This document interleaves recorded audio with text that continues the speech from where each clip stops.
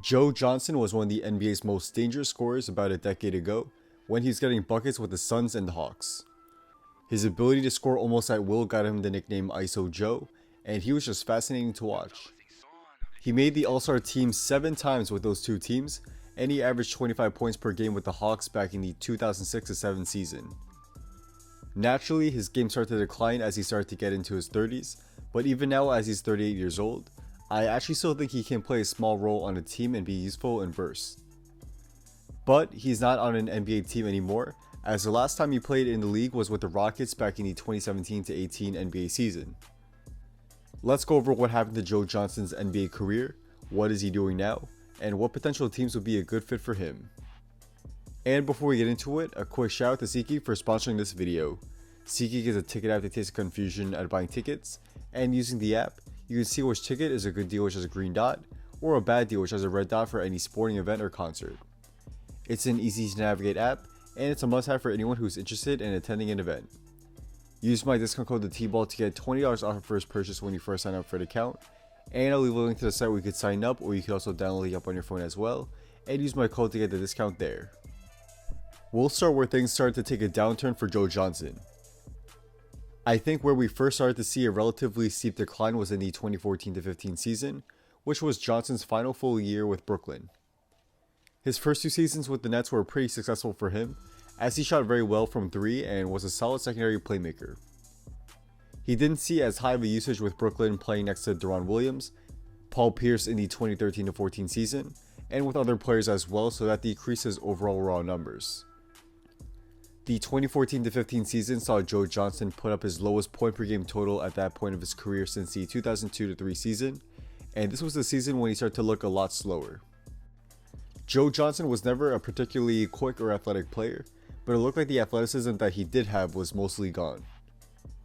His 3-point percentage also took a big hit as he shot below 36% from downtown, and in the playoffs he shot a terrible 36.2% from the field and 29.3% from 3.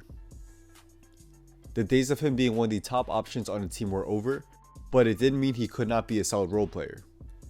So the Brooklyn Nets were going nowhere in the 2015-16 season, and they broke up their core of vets. Zion Williamson went to the Dallas Mavericks after a huge buyout, where he played well initially in Dallas but injuries derailed his time there, and Johnson eventually got a buyout as well, where he eventually signed with the Miami Heat. Johnson played very well for the Heat, seeing a lot of minutes at the 4, and this allowed him to average 13.4 points on 51.8% shooting from the field, and 41.7% shooting from downtown with a plus 5.7 on off-court differential. He thrived at the 4, where he mainly played a spot-up shooter role, and opposing bigs had trouble guarding him out at the perimeter. However, he lost his touch in the playoffs, as he shot only 28.3% from 3, but he did average 12.1 points per game there. Joe Johnson agreed to a 2-year, $22 million deal with the Utah Jazz after his stint with the Heat, and he had a solid first season with the team. While he averaged only 9.2 points in 23.6 minutes per game, he shot 41.4% from downtown and helped space the floor. In the playoffs, he stepped it up by averaging 12.9 points in 29.6 minutes per game, and he hit a game-winning floating jump shot to win Game 1 over the Los Angeles Clippers in the playoffs. He played well overall for the Jazz in his first season, and he was clutch in the playoffs and helped the Jazz advance to the second round, where they would eventually lose to the Golden State Warriors. His next season with the team wouldn't go as well, as this is where I think he saw the steepest decline of his career. Johnson played similar minutes to his first season with the Jazz, but he averaged only 6.8 points on 27.6% shooting from 3. However, what also played a part in his poor shooting was that he suffered a wrist injury that cost him 21 games in the 2017-18 season. It was hard to get back into a rhythm after missing that many games, and he was likely suffering lingering effects from the injury. The Jazz eventually traded Joe Johnson to the Sacramento Kings in a 3-team deal that included the Cleveland Cavaliers, and they eventually waived him before he even played a single game for them. The Houston Rockets then picked up Joe Johnson off waivers, and his time with them was a struggle. He averaged only 6 points in 22 minutes per game, and he shot a brutal 38.1% from the field and 27.9% from outside. Johnson mainly played in garbage time for the Rockets in the playoffs, where he averaged only 1.5 points per game. I think the biggest problem for Joe Johnson with the Rockets was that he struggled to get himself integrated into the Rockets offense quickly, and we often see that players have trouble adjusting to new teams mid-season.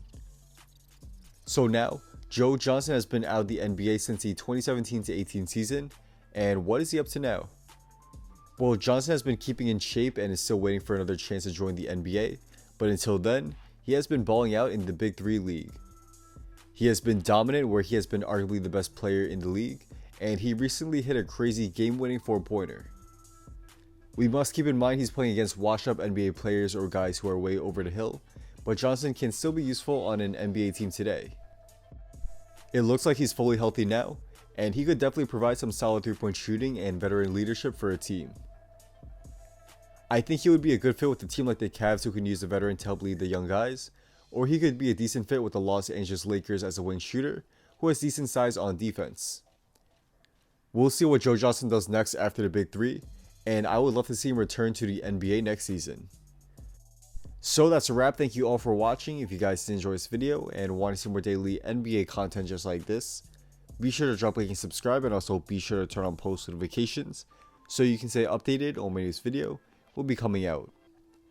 Also follow me on Instagram and hit me up if you want to talk about basketball, business, or have any video ideas you want me to do. Let me know, as I do try to battle all you guys there. Drop a comment down below. Do you think Joe Johnson will get another chance in the NBA? And if so, which team do you think should sign him?